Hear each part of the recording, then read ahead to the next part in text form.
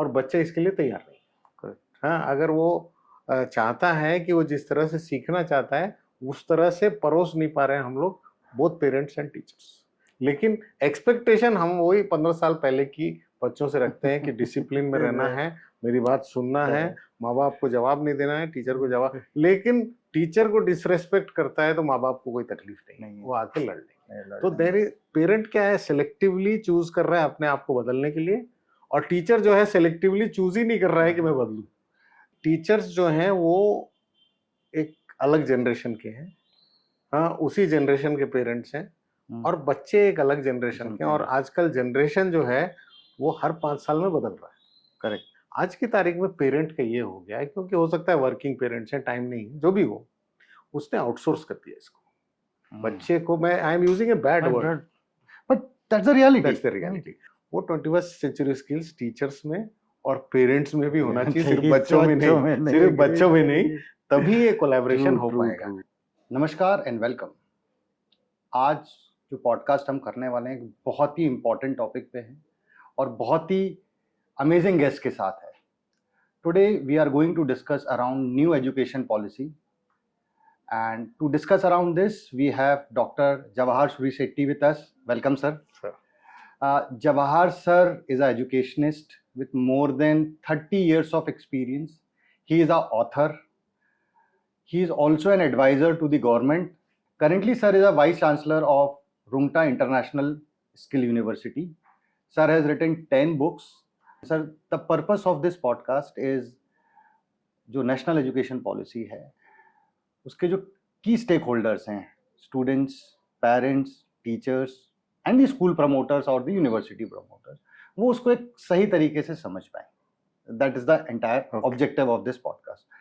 And sir, सबसे पहले ये जानना चाहेंगे, what was the thought behind this education? क्यों लाने की जरूरत पड़ी एक नई एजुकेशन पॉलिसी? ये बात सही है। 2005 2009 हाँ में जो पॉलिसीज बनी थी वो समय के साथ they became extinct. Okay. so there were major issues with how the assessment should happen. बच्चे की लर्निंग होनी कैसी चाहिए, टेक्नोलॉजी आ गया था, मेंटल हेल्थ इश्यूज आने लग गए थे। Right sir. हाँ, एंड पेडागोजी जो पुराना था 30 साल पहले हम पढ़ा रहे थे, जो वो तरीके बदल गए थे पूरी तरह। तो द गवर्नमेंट थॉट कि हमको एक एक्सटेंसिव एक्सरसाइज करना चाहिए इसमें, और जितने स्टेक होल्डर्स जिनका नाम आपने लिया वो सब के साथ पहले एक एक्सरसाइज किया जाए कि जरूरत क्या है जी। तो इसलिए 2 लाख स्टेक होल्डर्स के साथ हमने ये एक्सरसाइज 5 साल किया। My God. यानी 2020 का पॉलिसी हमने 2015 में बनाना शुरू किया। तो we even went to the level of gram panchayat and वहाँ के सरपंचों से बात किया हमने, बच्चों से बात किया, लेक्चरर से, पेरेंट्स से। तो 2 lakh, it's not a small policy. ये जो पॉलिसी बनी है इसमें एक चीज की स्टेक होल्डर सबसे पहले बात हुई, एसी कमरे में नहीं बना। दूसरा ये सबसे इम्पोर्टेंट। दूसरा ये कि इस बच्चे को हमने इस पॉलिसी में सेंटर पे रखा। अदरवाइज क्या होता था, यूजुअली टीचर सेंटर में होता था या गवर्नमेंट सेंटर में होती थी। ट्रू। तो we put the child in the centre and started from there. So these were the needs that were different from the previous policies जो हमने अभी इसमें इनकॉर्पोरेट करी। एंड सर, जब हम जो गैप्स आइडेंटिफाई किया, आपने बोला कि बहुत एक्सटेंसिव एक्सरसाइज चली है, तो क्या गैप्स आइडेंटिफाई आए जिसके बेसिस पे ये पॉलिसी बनी? Okay, 2-3 major points. राइट। पहला ये कि करीब करीब 70% schools are run by the government, state as well as centre. तो हम पॉलिसीज बनाएंगे majority with those children in mind, ये हमने सोचा। तो अब इसमें क्या हो गया कि जो बच्चा है, जो 3 साल से 8 साल तक का बच्चा, 6 साल तक का बच्चा, वो महिला बाल विकास के अंतर्गत आता था, आंगनवाड़ी।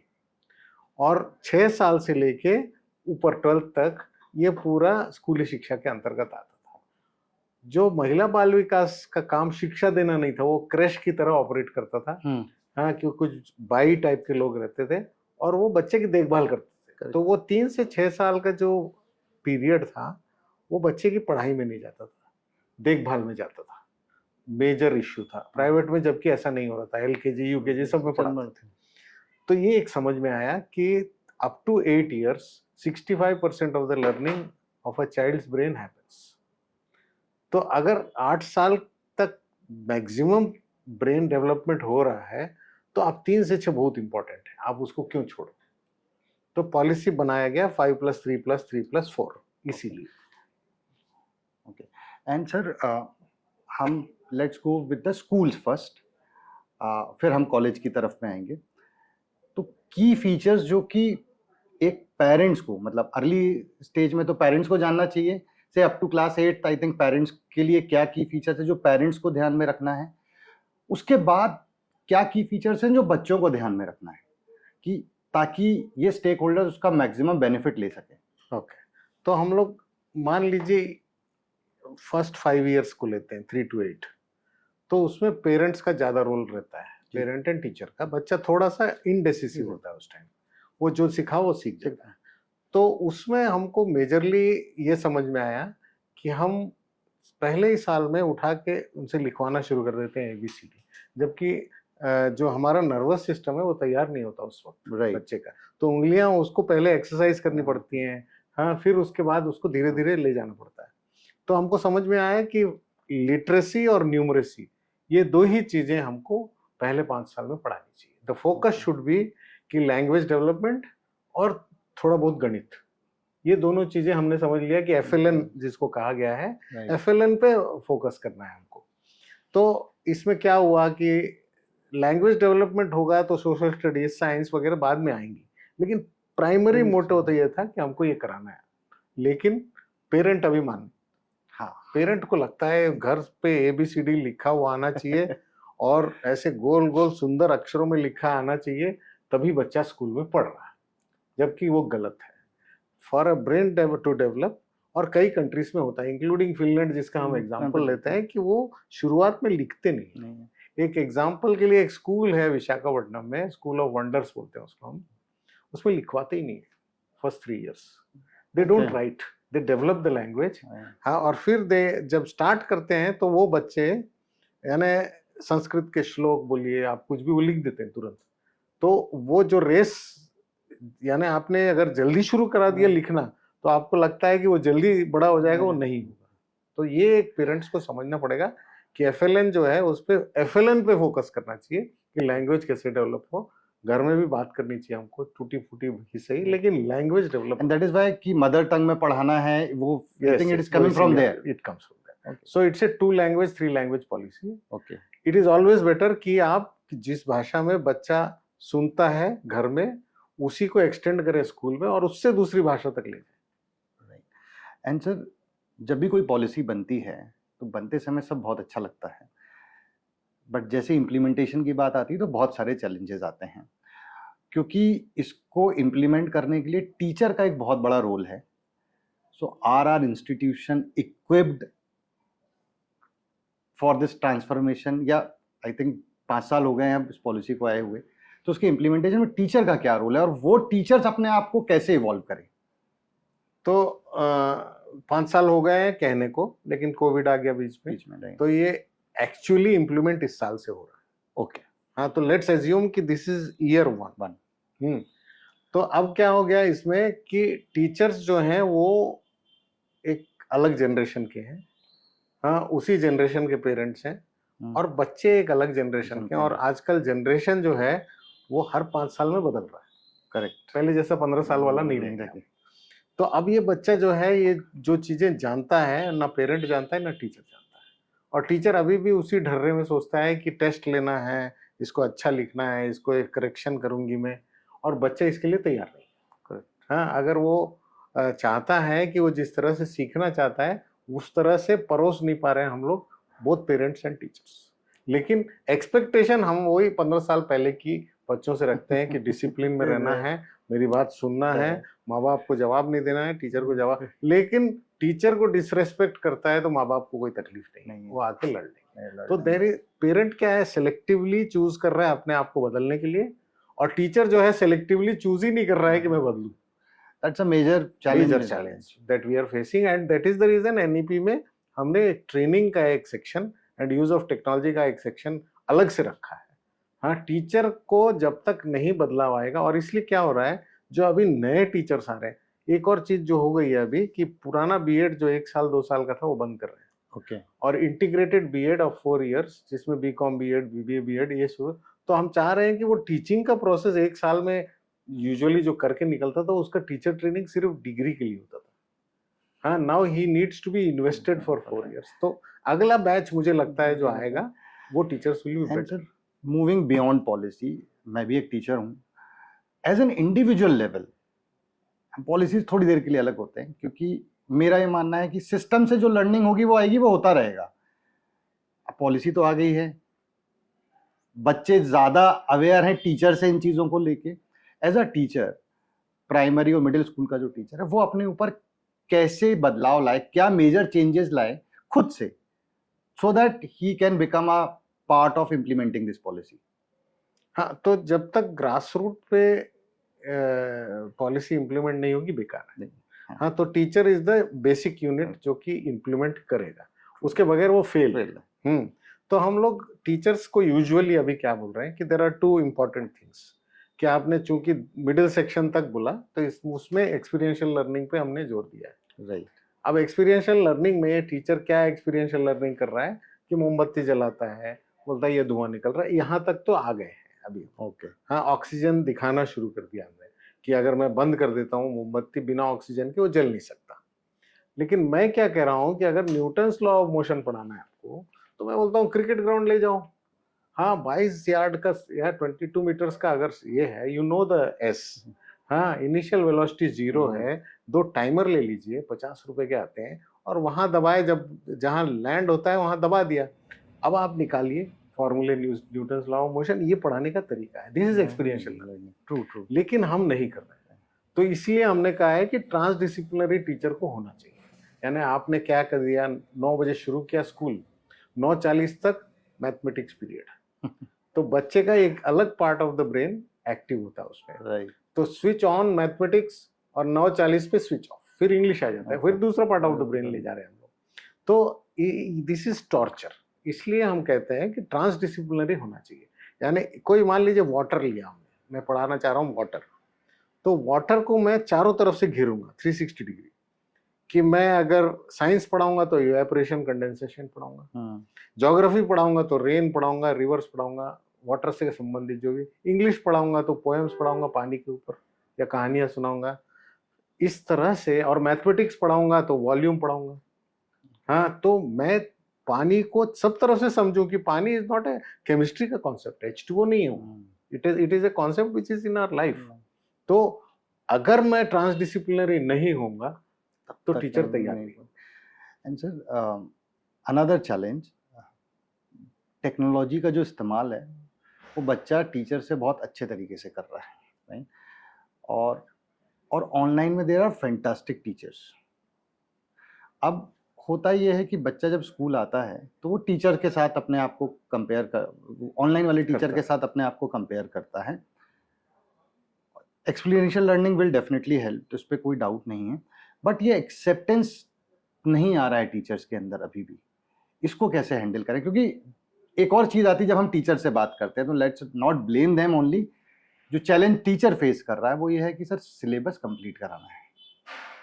तो जैसे आप एक्सपीरियंशियल लर्निंग की बात करते हैं तो फिर बात आती है कि सर ये कराएंगे तो फिर सिलेबस कंप्लीट कैसे कराएंगे, तो ये बैलेंस कैसे बने? नहीं, एक्सपीरियंशियल लर्निंग, अगर मैं Newton law of motion 3 period में पढ़ा रहा हूँ तो 3 ही पीरियड में पढ़ाऊंगा मैं। ओके। हाँ, मैं क्या कर रहा हूँ अभी, फॉर्मूला लिखा रहा हूँ आते ही साथ पहले दिन, v = u + 80, s = u, उसको पता नहीं है कि क्या है, ये बता रहा है s इज डिस्टेंस, इस तरह चीजें बता दे रहा हूँ। उसी को मैं बोल रहा हूँ जब इन पे करवा तो 3 पीरियड में उसको बोझ कुछ नहीं पड़ेगा। ही हैज तो वो एक माइंडसेट है टीचर का, वो है जो बदलना चाहिए। हाँ, तो वो क्या कर रहा है अभी, किताब से डिक्टेट कर रहा है। राइट। हाँ, किताब तो मेरे पास भी है, आपके पास भी है, मैं पढ़ लूंगा, बच्चा यही बोल रहा है, बल्कि इससे अच्छा मैं यूट्यूब में लेक्चर्स देख लूंगा। वो हो रहा है सर, वो हो रहा है ना। तो दिस एक्सेप्टेंस, टीचर क्या कर रहा है कि वो फोर्स करना चाह रहा है कि मेरा अथॉरिटी है, तेरे को क्लास में आना पड़ेगा, तेरे को अटेंडेंस लेना पड़ेगा, हाँ, और नहीं तो मैं तेरे को फेल कर दूंगा। तो ये फियर फैक्टर है, this is not A love factor. हाँ, यानी तुम पढ़ा प्यार से नहीं रहे हो, तो इसलिए मेरा एक फॉर्मूला है इसमें कि teaching plus emotion is equal to learning. Teaching plus emotion emotion is equal to learning. ये इसलिए कह रहा हूं मैं कि आप और मैं जब एल्यूमनाई मीट में जाते हैं तो मेरी एक फेवरेट टीचर होगी। ट्रू, आदमी सबके साथ आदमी या औरत जो भी होगा उससे मेरा इमोशन जुड़ा हुआ है जी। हाँ, वो ही एक ऐसा है जो teaching plus emotion is equal to learning मेरे केस में वो चीज उसने दिया है। टीचर आज की तारीख में इतना प्रोफेशनल हो गया, वो इमोशन नहीं डालना चाहता। मैंने इमोशन अपने घर में छोड़ दिया। हाँ, मुझे कोई प्यार नहीं है बच्चों से, ना मुझे प्यार है अपने प्रोफेशन से। मैं पढ़ाना चाहता हूँ नहीं क्योंकि पैसा मिल रहा है। बट सर यहाँ पे जब हम टीचर से बात करते हैं तो पेरेंट की तरफ से भी एक चैलेंज आता है कि they are lot many teachers who want to put efforts, but parents की तरफ से वो एफर्ट्स नहीं आते हैं, वो एक्सेप्टेंस नहीं आता है। तो what the message you would like to give to parents as well, so that, क्योंकि टीचर आ गया, बच्चा आ गया, मैनेजमेंट आ गया, अगर पेरेंट्स ने एक्सेप्ट नहीं किया तो भी इसका इम्प्लीमेंटेशन प्रॉपर नहीं हो पाएगा। सो थ्रू दिस पॉडकास्ट आप उन पेरेंट्स को क्या मैसेज देना चाहिए? ये बड़ा बड़ा इंपॉर्टेंट टॉपिक है ये, क्योंकि टीचरों और पेरेंट्स के बीच कव्वाली चलती है। तो we should this is the important topic. मेरे दिनचर्या में 24 घंटे हैं जी। 24 घंटे में 3 भाग में बांट दिया। 8 घंटे स्कूल के आना जाना मिला के, 8 घंटे घर के और 8 घंटे सोने के। These are the 3 activities with my self, बच्चे के साथ। तीनों इंपॉर्टेंट स्टेक होल्डर्स। पेरेंट ये नहीं कह सकता इस बच्चे की जिम्मेदारी मेरी नहीं, 1/3 जिम्मेदारी आपकी है। आज की तारीख में पेरेंट का ये हो गया है, क्योंकि हो सकता है वर्किंग पेरेंट्स हैं, टाइम नहीं है, जो भी हो, उसने आउटसोर्स कर दिया इसको। बच्चे को मैं I am using a bad word but that's the reality. मैंने आउटसोर्स कर दिया बच्चे को, और ब्लेम हो उसी को दूंगा। अगर बच्चा इंप्रूव नहीं कर रहा है क्योंकि मैं 8 घंटे अपने नहीं दे पा रहा हूँ, the blame goes to the teacher. And PTM में ये निकलता है। वो स्कूल में तो वो अच्छा पढ़ रहा था, बहुत इंटेलिजेंट है मेरा बच्चा, वेरी कॉमन फ्रेजेस जो यूज करते हैं। मेरा बच्चा बहुत इंटेलिजेंट है, क्यों नहीं पढ़ा पा रहे हैं आप लोग? हाँ, आप क्यों नहीं पढ़ा पा रहे हो, ये नहीं बोल रहा है पेरेंट। तो मैं बोलता हूँ कि 2 चीजें, 16 घंटे बच्चा आपके पास है, 8 घंटे स्कूल के पास है, तो जिम्मेदारी आपकी उतनी बनती है। पहली बात ये कि बच्चा रात को मोबाइल या किसी के साथ चादर ओढ़ के अंदर सो रहा है कि नहीं, आपको पता नहीं है। हाँ, तो ये उसके 8 घंटे की नींद जो अगले 8 घंटे स्कूल में उसको इफेक्ट करती है, उसकी भी जिम्मेदारी आपकी है, पेरेंट की। स्कूल से टीचर नहीं आएगा सुलाने के लिए बच्चे को। हाँ, तो these 8 hours that the parent has to take at home, और वो 8 घंटे जो बच्चे के सोने के हैं, इन दोनों की जिम्मेदारी पेरेंट को लेनी पड़ेगी। Otherwise 1/3 of the personality will develop. And sir थोड़ा सा कंट्रोवर्शियल है, बट ये टॉपिक लाना ज़रूरी है। When we were growing up, एक रिश्ता पेरेंट और स्कूल ऑर्गेनाइजेशन टीचर के साथ था, वो एक बड़ा रिस्पेक्टफुल रिश्ता था। ग्रोइंग अप ईयर्स में एक चीज़ सामने आई है, थॉट प्रोसेस पेरेंट्स का, कि school is a service provider. तो जैसे मैं बैंक को एक सर्विस प्रोवाइडर देखता हूँ या टेलीकॉम को एक सर्विस प्रोवाइडर देखता हूँ, लॉट ऑफ पेरेंट कि हम इतना पैसा दे रहे हैं, how this is impacting the child's growth. So मतलब पहली चीज की ये, is it a right thought process? नहीं, पेरेंट का तो राइट थॉट प्रोसेस है ही नहीं, लेकिन स्कूल की भी गलती है इसमें।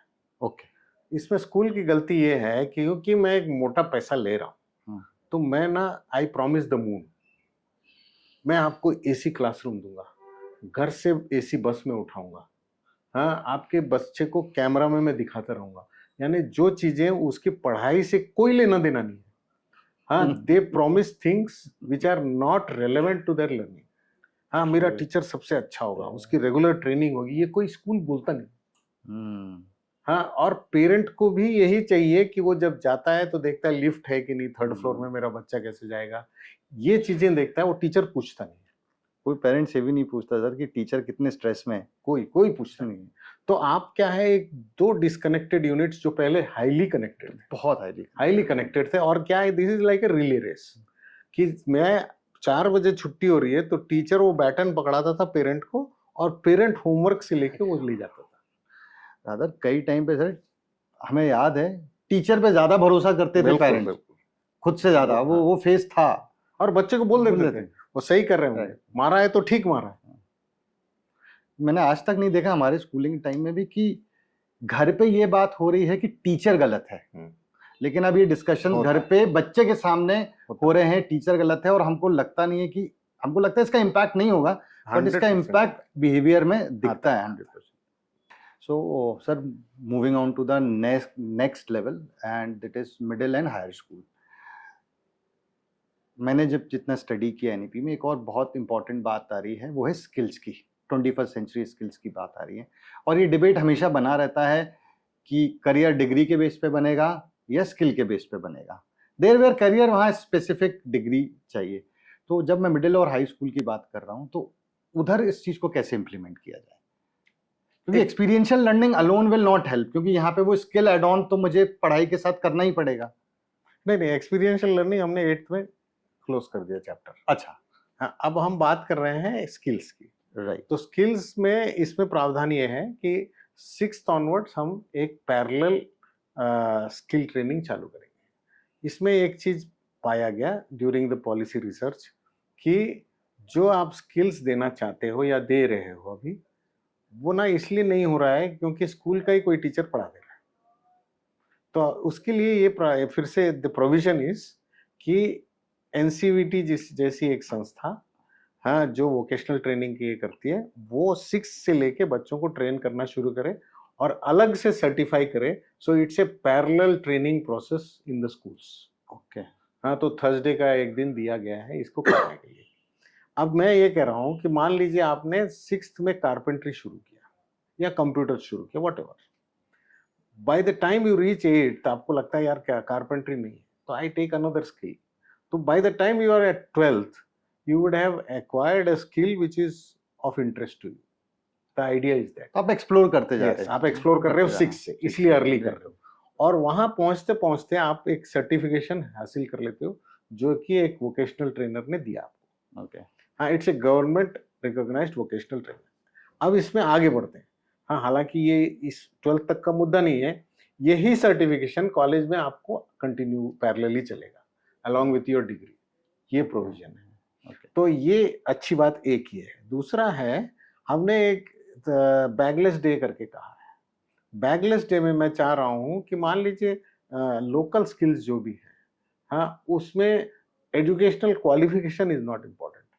किसान आके किसानी अगर सिखाएगा क्लासरूम में, बच्चों को मट्टी में हाथ डाल के बोलेगा कि यहाँ लगाओ, ये चालू करना है। This is a part of NEP.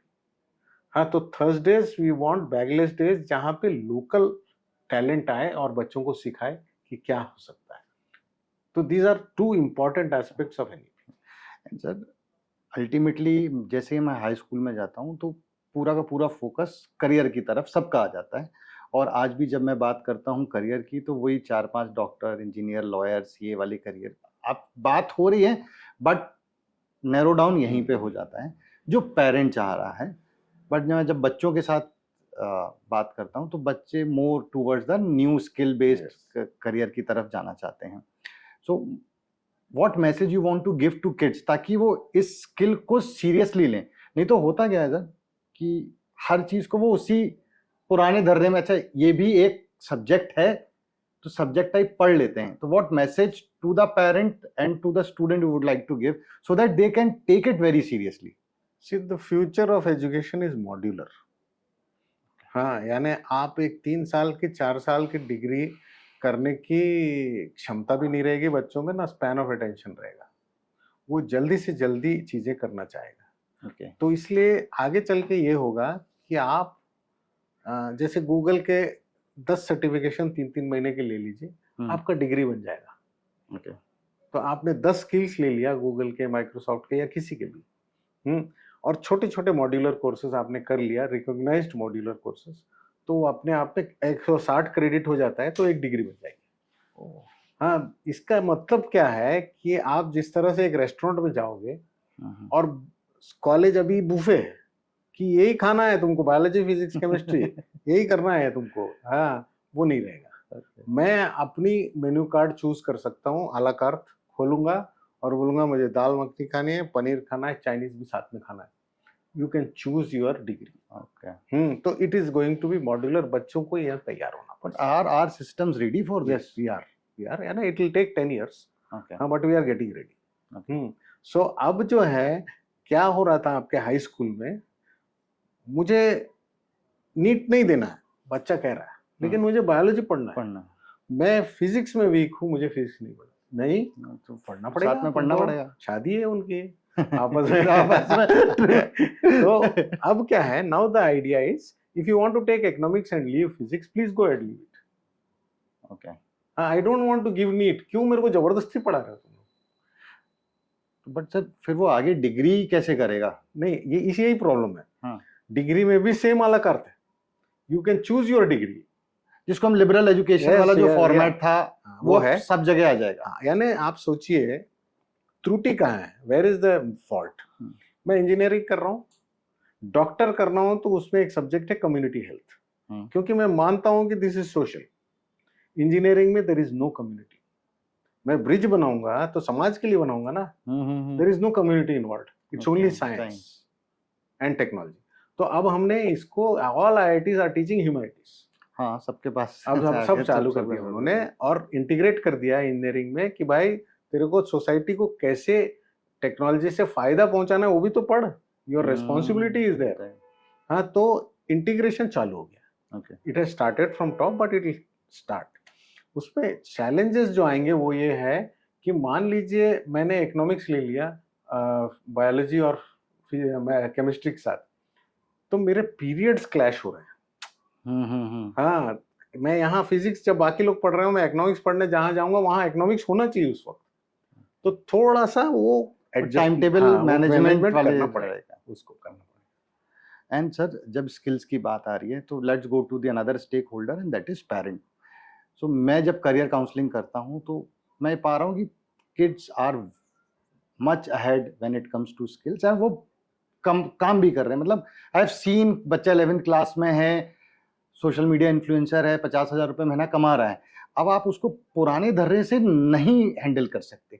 हाँ, वो शॉर्ट लिव्ड है career, that's a different story, but parents ये एक्सेप्ट नहीं कर पा रहे हैं कि skill based career, pure skill based careers का फ्यूचर क्या है। सो आप इतने सारे कंपनीज के बोर्ड्स में हैं और जो हायरिंग होती होगी उस प्रोसेस का भी आप हिस्सा रहे।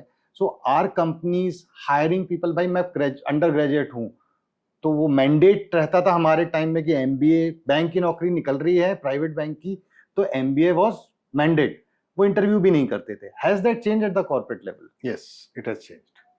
देयर इज अ रियलाइजेशन कि जिस तरह से हमने मार्केट किया है अपने एमबीएस को, वो वाइट कॉलर अपनी कॉलर ऊंची कर लेता है और वो पैकेजेस की बात करता है, क्योंकि मैंने 10 लाख रुपए खर्च किए तो मुझे मिलने चाहिए, ये डिमांड है। Whether you are eligible for it और not is not a question. तो अभी कॉर्पोरेट्स ने ये डिसाइड किया है दो चीजें, एक तो मैं बीबीए से हायरिंग करूंगा, और दैट स्टार्टेड। हाँ, दैट स्टार्टेड। और मैं बीबीए से हायरिंग इसलिए, लर्नेबिलिटी इज बेटर, उसके पंख नहीं आ गए, हाँ, और पैकेजेस की बात नहीं कर रहा है, वो नीचे रह रहा है। अच्छा, मान लो मैंने 100 बीबीए ले लिया और उसमें से 20 अच्छे हैं, उन 20 को मैं स्पॉन्सर करके एमबीए करूंगा ताकि मेरे साथ लॉयल रहे, बॉन्ड रहेगा, हाँ, तो मैं खर्चा उठा रहा हूँ उसका। तो मैंने क्या किया, पिक एंड चूज कर लिया कैंपस से, उसमें से पिक एंड चूज कर लिया जो मेरे साथ लंबा चलेगा, और उसको मैं एनेबल कर रहा हूँ विद स्किल्स। सर ये आपने बीबीए की बात करी, but when it comes to engineering for example, वहां तो मैंडेट डिग्री चाहिए मुझे, राइट? अलग है अब। अच्छा, हाँ, अब इसमें क्या है, मान लीजिए मैं इंजीनियरिंग में फंस गया, I am using that word, फंस गया, माँ बाप के प्रेशर में फंस गया, अब मैं 3rd ईयर में छोड़ देना चाहता हूँ, तो मैं बीएससी इंजीनियरिंग मिलेगा मुझे। ओके, तो माय एग्जिट रूट इज, जो एंट्री एग्जिट वाला जो है, मल्टीपल एंट्री एग्जिट्स में certificate, diploma, degree with honours, 4 साल का, हाँ, ये ऐसा बना दिया। 3rd ईयर के बाद मेरा वेस्ट नहीं हो रहा, एक ही ऑप्शन। दूसरा ऑप्शन, मैं लैटरली शिफ्ट हो जाऊंगा बीबीए में या बीकॉम में, मेरा ईयर वेस्ट नहीं जाएगा। Okay, I will get credits for my first year of engineering when I shift to BCom. कुछ क्रेडिट्स जहां जरूरत पड़ेगी, एसेंशियल क्रेडिट्स जो है, वो मैं एग्जाम देके पास कर लूंगा, लेकिन साल वेस्ट नहीं होगा। यानी ये सांप सीढ़ी नहीं है कि मेरे को पसंद नहीं आया तो वापस। तो इट्स ए ब्यूटीफुल सिस्टम, एक ये। दूसरा ये, आपने ये अच्छी बात कही कि पेरेंट जबरदस्ती करता है ये करो। एनईपी में एक बहुत प्यारा सा कॉन्सेप्ट है और वो कॉन्सेप्ट बच्चों के लिए अच्छा है कि पेरेंट की इच्छा है कि इंजीनियरिंग करो, ठीक है मैं करूंगा, हाँ लेकिन मुझे मेरी इच्छा है कि मैं म्यूजिक करूं या कुछ भी करूं ऐसा। I can do 2 degrees at the same time now. Okay. हाँ, offline offline, online offline, online online, anything I can do at the same time. I am allowed 2 degrees in my biodata.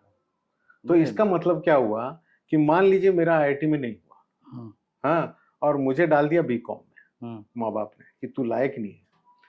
IIT Madras ने जो course start किया है data processing वाला, वैसे it's for humanities, सबके लिए है। वो ऑनलाइन कोर्स है, आप 40-45 दिन का कोर्स करिए। अगर exam end of the 45 days में अगर पता चलता है कि आपको समझ में आ रहा है, that means you score 50%।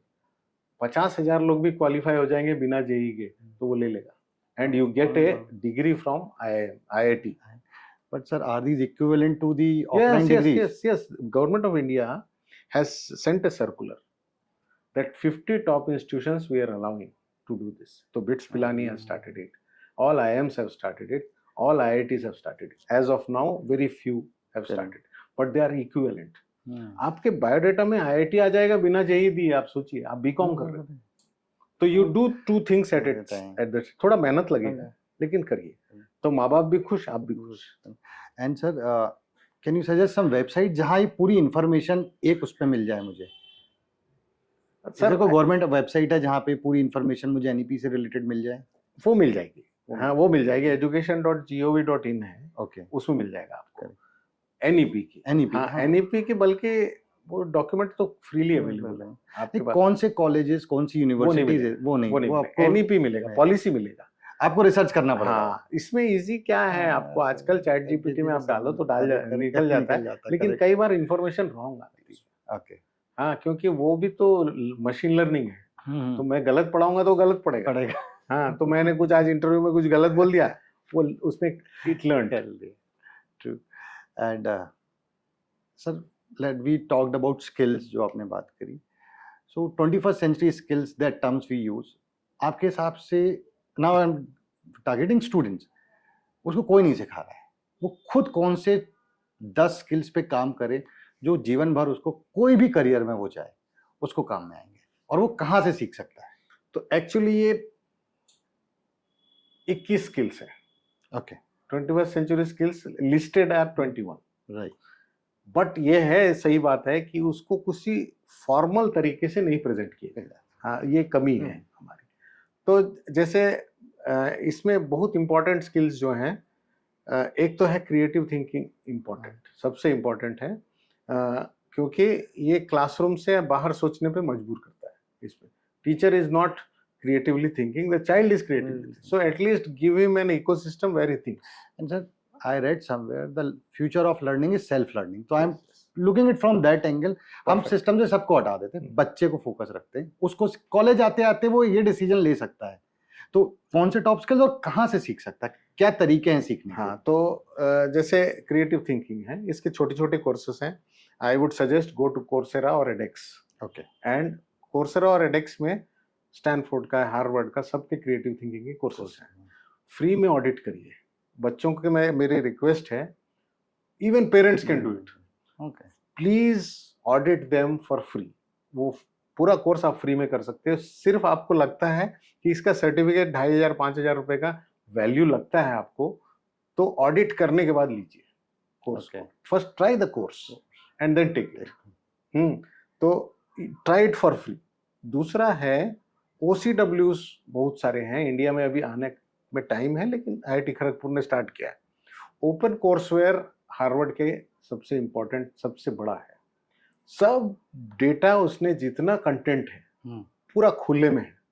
Okay, कोई भी पढ़ सकता है। जैसे खान अकेडमी है फ्री में, वैसे ही OCW इज फ्री।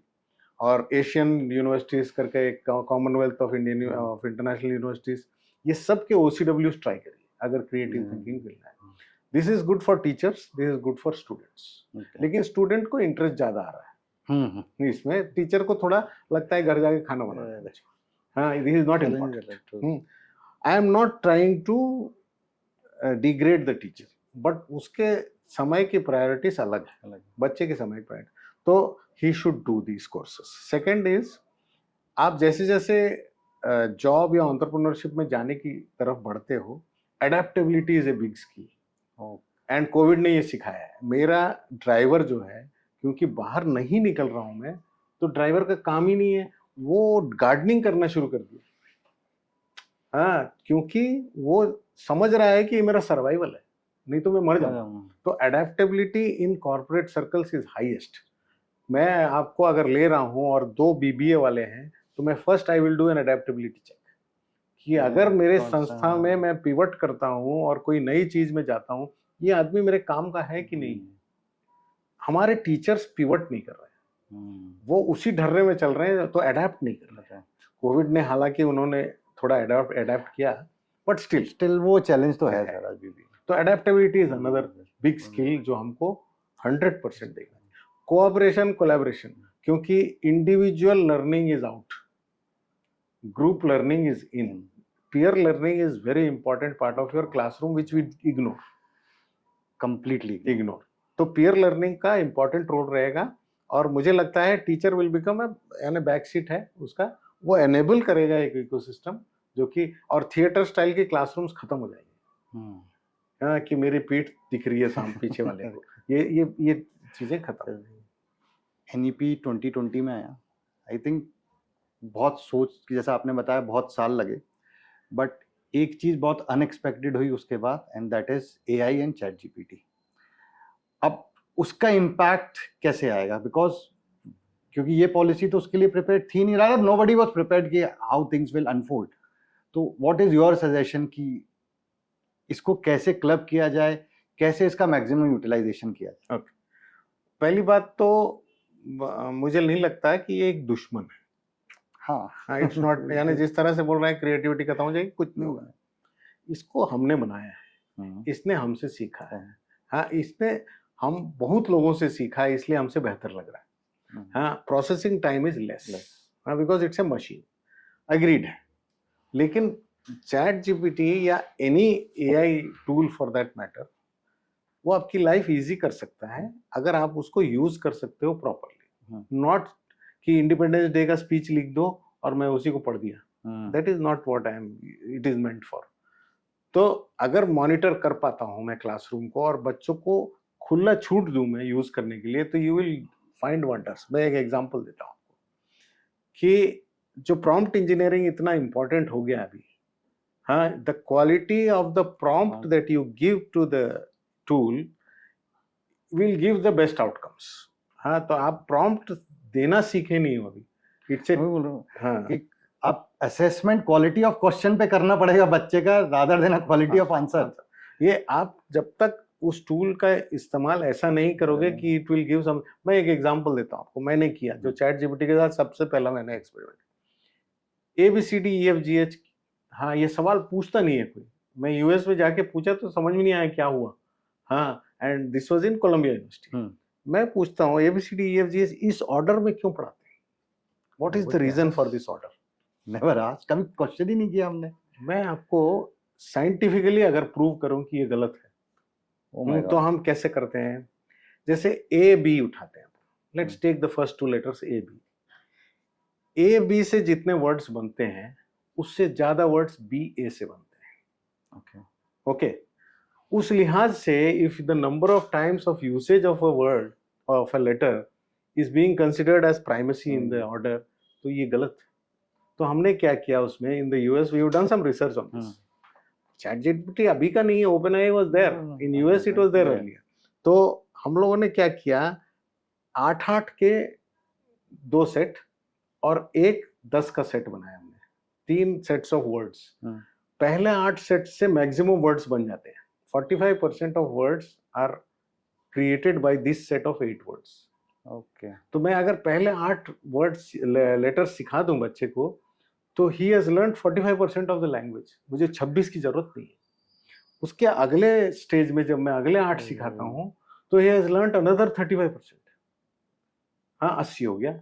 अब बाकी जो 10 लेटर्स में पढ़ता हूं उससे मैं 20% मेरा काम होता है। तो वी हैव डन दिस, और हमने बच्चों को सिखाना शुरू किया इससे।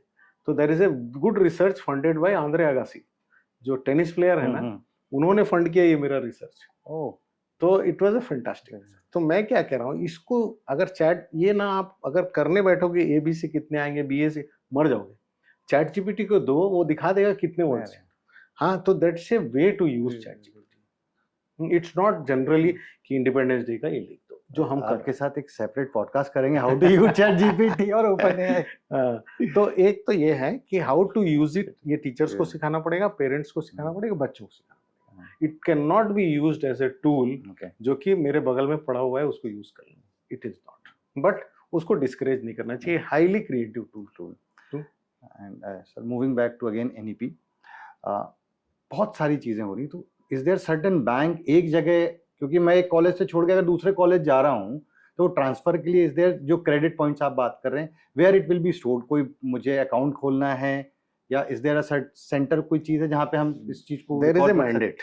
हाँ, higher education of government of India has said कि एकेडमिक बैंक ऑफ क्रेडिट्स हर कॉलेज को खोलना पड़ेगा। ओके। तो एबीसी जिसको हम बोलते हैं, इसमें क्या होता है, आपके 10th और 12th के मार्कशीट्स भी लैंड होंगे, आपकी डिग्री के हर साल के प्रोग्रेस लैंड होगी।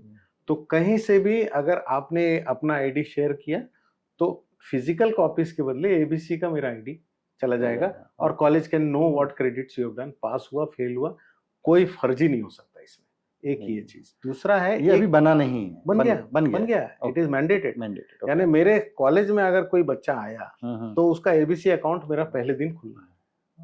हाँ, तो दिस इज वन। तो इससे क्या है, फोर्जरी खत्म हो जाती है। हाँ, दूसरा है कि लॉस्ट केसेस, वो चीजें नहीं है कि अगर मुझे डुप्लीकेट लेना है तो सीबीएसई में अप्लाई करो, देगा, वो कब देगा, वो सब चीजें नहीं है। एबीसी में बैंक है, वो बैंक में पड़ा हुआ पैसा आपका, आप उससे उठाइए, and it is open to all whom you want to give. And sir, last question, not directly related with NEP, but yes, very much related with learning. Humanities एक सब्जेक्ट था एक टाइम पे जो कि पुश था, बाद में देखा जाएगा, बट वी आर सीइंग कि it's coming up big time. How you see the use of humanities as a subject, psychology और ऑल सब्जेक्ट ह्यूमैनिटीज? मेरा पर्सनल मानना है कि साइकोलॉजी एक ऐसा सब्जेक्ट है जो आप अभी पढ़ के इमीडिएटली इंप्लीमेंट कर सकते हैं. Out of all the subject we study, वो मुझे रियल टाइम एक्सेस हो सकता है. तो what your say on this, कि ह्यूमैनिटीज का या साइकोलॉजी को हर को पढ़ना चाहिए नहीं, या क्या इस्तेमाल करना चाहिए? नहीं, मैं ब्रॉडली ह्यूमैनिटीज के बारे में बात करता हूँ. ठीक है. पहले ये मिथ्या थी कि तो सबसे अच्छा पढ़ता है तो साइंस में जा, उसके बाद कॉमर्स में जा, उसके बाद दिस वाज द रैंकिंग. हाँ, लेकिन अब जो है 10 साल से, पिछले 10 साल से दुनिया में राज कर रहा है ह्यूमैनिटीज. इंडिया में वी आर स्टिल स्लो, लेकिन 10 साल से राज कर रहा है. जैसे ही हमने स्टेम को स्टीम कर दिया, हाँ, स्टेम हम पकड़े हुए थे साइंस, टेक्नोलॉजी, इंजीनियरिंग में, लेकिन मैं स्टीम कर दिया क्योंकि उसमें मैं चाहता था आर्ट्स आए. हाँ, तो स्टीम करते ही साथ ह्यूमैनिटीज घुस गया सब जगह. It has become all pervasive. अब चूंकि हमने एजुकेशन सिस्टम इंडिया का खोल दिया ग्लोबल के हिसाब से, तो humanities has become sacrosanct, including technology and medicine, सब जगह घुस गया.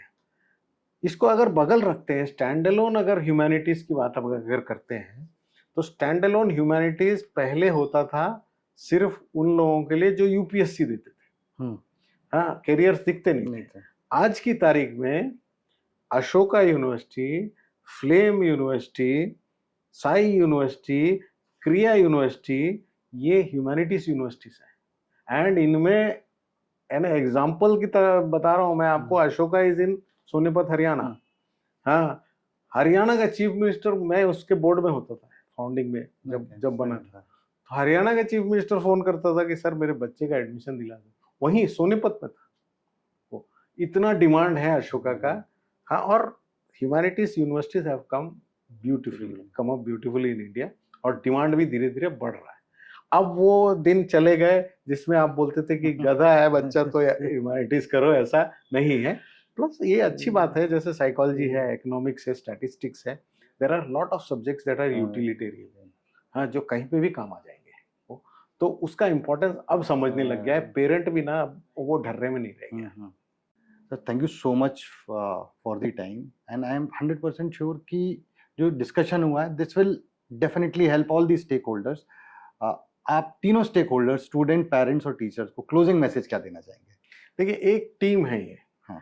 हर टीम मेंबर चाहता है कि दूसरे टीम मेंबर का भला हो।